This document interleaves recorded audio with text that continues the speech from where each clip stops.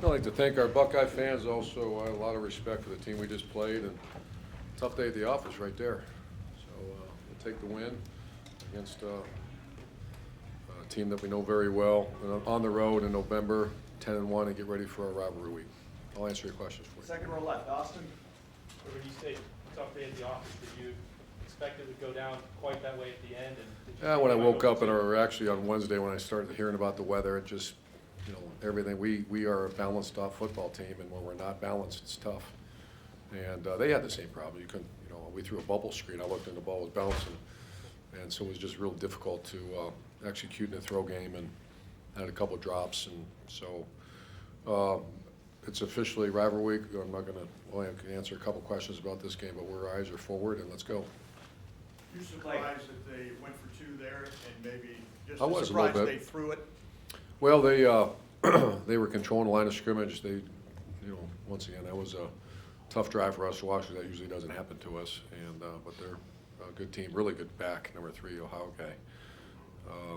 Talked to him after the game. He's a hell of a player. I was somewhat surprised, but I've been in that situation before, and you have all kinds of momentum and go swing and try to have the knockout punch. Far left over here, Bill. Yeah, about the line play, they have an inexperienced, beat-up line, and you guys have played well on the lines, both lines. Could you characterize the way both lines played for you guys? Our offense. Offense and defensive line. We had a couple penalties. We ran for 2 guys over 100 yards in a situation where they knew we were running, because you couldn't really throw much. I don't think we played great, but I don't think it was awful. Defensive line, I'd have to watch the videotape. I don't watch much of that. I know he had a couple big hits, and you take away those big hits, but they had some big hits against us. Over here to the right, Graham. That's a team that's had kind of a nightmarish season, 3-7. What's your assessment of how far away they are from where I they've don't been? think they're far. I mean, I just got a lot of respect. I've been in the foxhole against those guys, and I know their coaching staff very well, and I get great respect for them, man. I think they're tough. I think they shot everything they had at us today, and they played very hard. But I don't expect anything different. Far left over here, Tim. Yeah, Urban, Mike Weber had the fumble there in the first half, but he came back to the second half and had the huge run and then the touchdown. Just, I don't know, what did you talk to him about after that fumble, or did you even at all? But what did his game mean there in the second half? Yeah, he's over 1,000 yards as a freshman, which is a great accomplishment for him, with 3 new starters on the offensive line as well, and very pleased. You had, fumbles and 2 big plays in the first half. That's not us, and that can't be us. We'll lose next week if we play like that. So, yeah, I talked to him like we all do. Let's say, get the plays behind it, tight ball, chin, chin, chin, we call it. Let's go. Over here to the right, Doug. Urban putting up 62 the previous 2 weeks with the weather like that today. Looking at Michigan next week, will you be able to be balanced offensively for that game the way you want It'd to be be? tough to win. It'd be tough to win if we're not. I don't know the weather forecast yet, but we have to be balanced.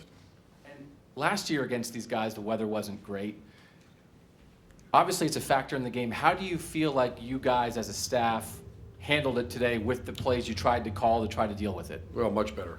We actually had a weather plan. To once again have 2 players rush for over 100 yards against a defense that says we know you're running. That's tough. And we wanted to throw it. I wanted to. There's a couple plays that were hash specific. It was right on the tip of my tongue, and then you start watching the clock. If a ball's tipped, or you lose that game. And so, I wish we would not have punted the damn thing out of the end zone at the end and tried to drop them back in there. That was one of the most disappointing things. But I thought we did fine. I don't think it was a game of high execution, because on both ends of the ball, offense and defense, it's hard to run the ball. They know it's coming. JT 26 carries, that's just how it goes on a day like today? How many? 26, I think. Yes. Way it goes, 24. 24, yeah. Way it goes. And last question over here, Austin.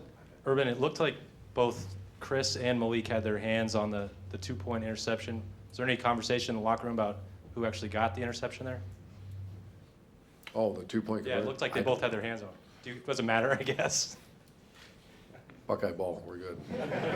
Steve, right here. Ohio State has had coaches in the past who haven't worried about all the Big Ten talk, all the national championship talk, and when this week comes, they just laser focus on the University of Michigan. That's all you guys heard all week is you're number 2, you're going to make the playoff, you're not going to make the playoff. Big Ten a little murky. What's your thought right now about all that stuff in comparison to what this game and focus on this game means. Well, you don't hear from us, but they don't live in a cocoon either, so they hear from the media, the ESPN and all that. That's part of, I'm glad we're here. I don't know if I'll talk about it. I didn't talk about it there. We enjoyed the win. We're gonna go home, enjoy the win, and wait for assignment tomorrow, and I'll probably address it at some point. Coach, Thank you, very guys. much.